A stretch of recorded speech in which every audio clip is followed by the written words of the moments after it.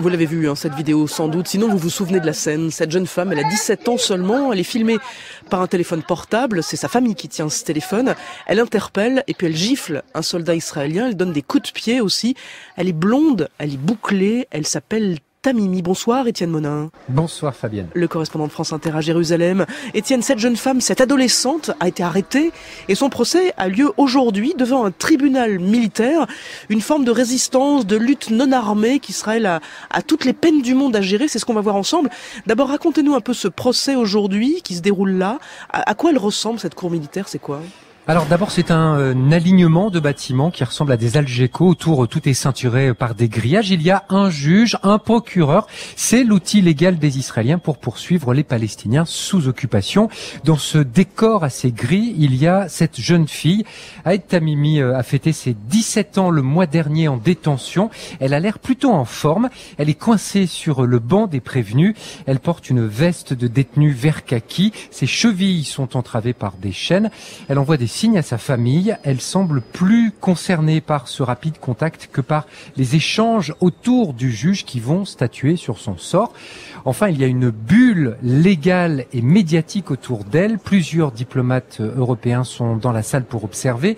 Il y a des dizaines de journalistes engagés depuis des semaines dans la couverture du destin de cette jeune fille qui a basculé avec son arrestation mi-décembre.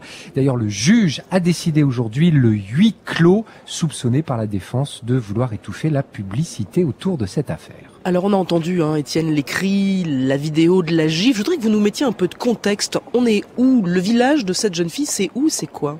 Alors c'est le village de Nabi Saleh. Il s'est taillé une réputation depuis quelques années. Les habitants manifestent tous les vendredis pour protester contre l'occupation et ses conséquences. Ici, le détournement d'une source au profit d'une colonie voisine. Si on résume à la hache, Nabi Saleh, c'est une grande tribu. Les Tamimi sont une grande famille. Le père a fait la première intifada. Il est convaincu que la résistance armée mène à l'échec. Il a donc théorisé avec d'autres la résistance à l'occupation qu'il appelle non violente, qu'on appellera non armée. Il s'appelle Bassem. Son outil, c'est l'image. Il l'oppose à la force militaire et ça a créé plusieurs chocs. En 2012, les images d'une petite fille de 11 ans, poing levé contre un soldat, crèvent l'écran. En 2015, cet enfant est à nouveau sur les vidéos dans une empoignade qui dévalorise l'armée israélienne. Ce bébé palestinien, c'est Ahed Tamimi. Elle a déjà les cheveux blonds, elle est clairement élevée au lait de l'occupation, engagée dans cette guerre médiatique qui agace profondément l'opinion publique israélienne. L'affaire qui nous occupe aujourd'hui, c'est l'image de trop, la gifle, c'est David contre Goliath. Cela devient viral, l'image ne colle pas avec la politique dominante du gouvernement. La droite demande l'arrestation de la jeune fille.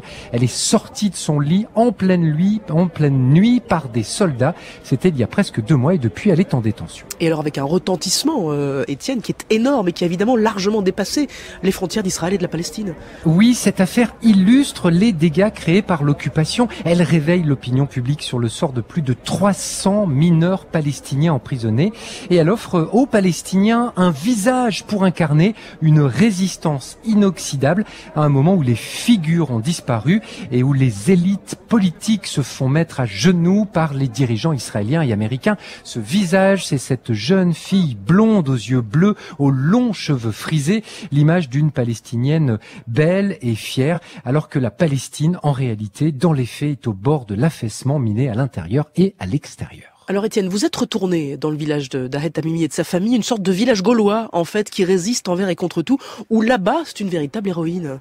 Oui, cette affaire a donné une surface médiatique inespérée au combat contre l'occupation. Elle inspire les générations. L'exemple le plus frappant est celui de Jenna Ayad. Elle a 11 ans, elle en fait 14. C'est une petite poupée aux yeux bleu-vert qui parle un anglais parfait. Elle se présente comme journaliste dans le village.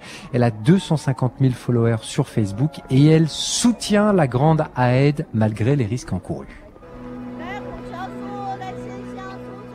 If anybody came to your house and wanted to kill the children playing near your house, would you stay calm and doing nothing? Mais Si quelqu'un venait chez vous et voulait tuer les enfants qui jouent près de votre maison, est-ce que vous resteriez calme? Vous ne ferez rien? Hein? Bien sûr que non. Elle ne voulait pas que les soldats rentrent dans sa maison et tirent sur l'enfant qui jouait à côté. C'est son droit. C'est mieux d'être arrêté que d'avoir à pleurer un enfant.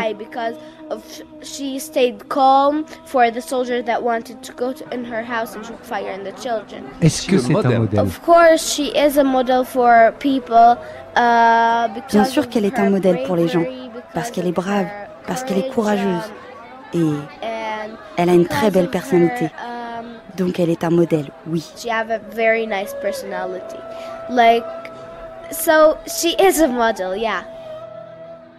Ce qui est fascinant, Étienne, c'est désormais comment les autorités israéliennes, comment la société israélienne est capable de réagir à cette forme de résistance-là. Et la réponse, c'est qu'elle a beaucoup de mal à avoir une réponse. Je voudrais qu'on écoute ce qu'en dit son avocate. C'est vous qui l'avez rencontrée. Elle s'appelle Gabi Lasky.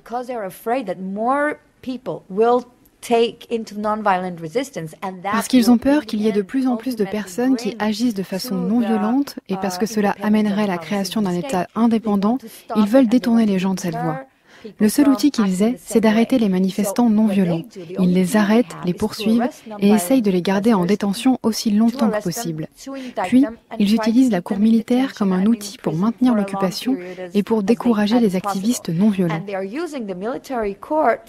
As a tool to perpetuate occupation and to deter non-violent protesters. C'est incroyable de dire à un militant non violent qui proteste contre l'occupation sur sa propre terre que c'est un criminel. Mais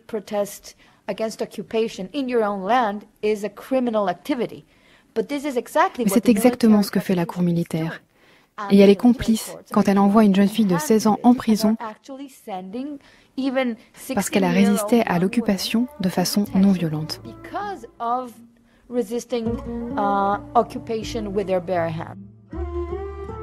Étienne, cette avocate israélienne, rapidement, est-ce que vous pouvez nous dire qui c'est, cette Israélienne qui défend les Palestiniens?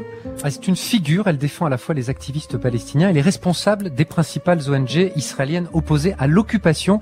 Elle est engagée en politique, elle est en quelque sorte l'autre côté du miroir quand elle défend Ahed Tamimi, puisque elle aussi a été modelée par l'occupation avec une différence, c'est ce qu'elle dit, elle a eu le choix contrairement à Ahed Tamimi.